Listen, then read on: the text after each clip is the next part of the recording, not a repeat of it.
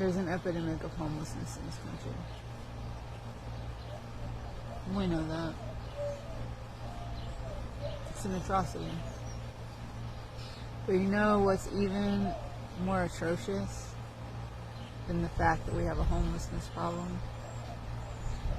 The fact that we have a world full of human beings that don't know how to provide for themselves. They don't know how to build their own shelter. They don't know how to grow their own food. They don't know how to make their own clothes. They don't know how to survive without a government handout.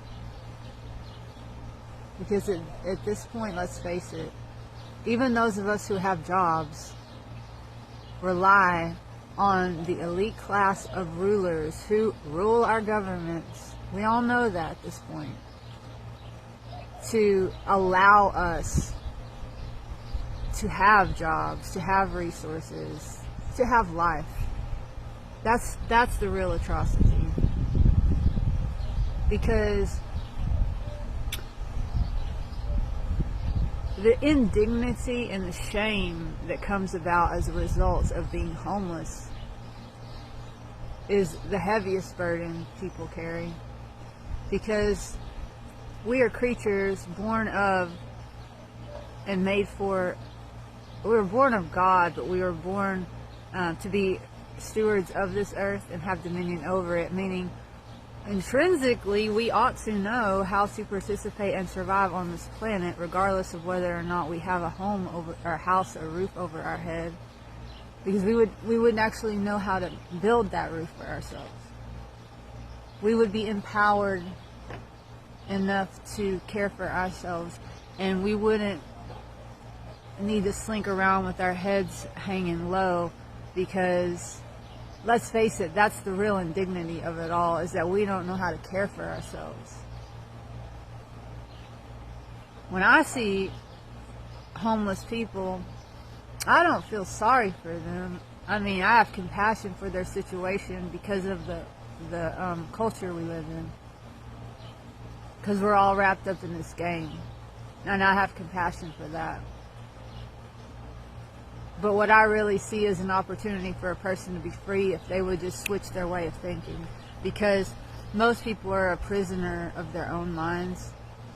And like I said, it's the shame that comes along with being homeless that is, and the indignity of it all, which is a cultural thing. We've all ostracized one another. We've all judged one another. We've all judged ourselves.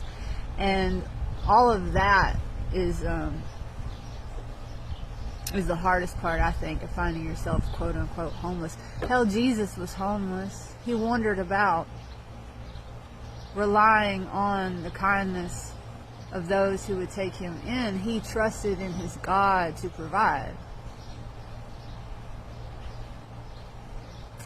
That is shameful that we don't do that. That we don't trust our God to provide for us in the same way he provides for every other creature on this earth. You don't see a fucking squirrel building a mansion.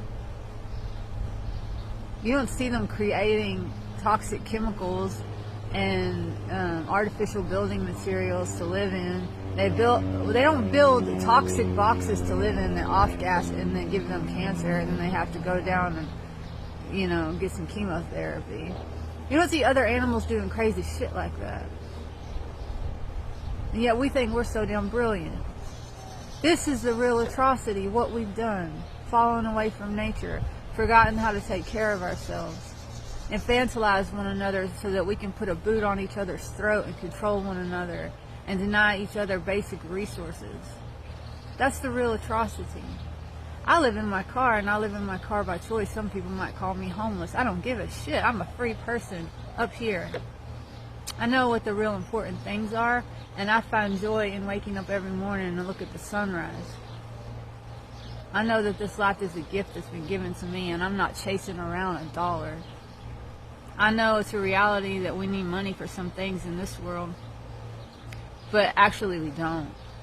It just depends on where you live, how you live, if you're willing to get uncomfortable.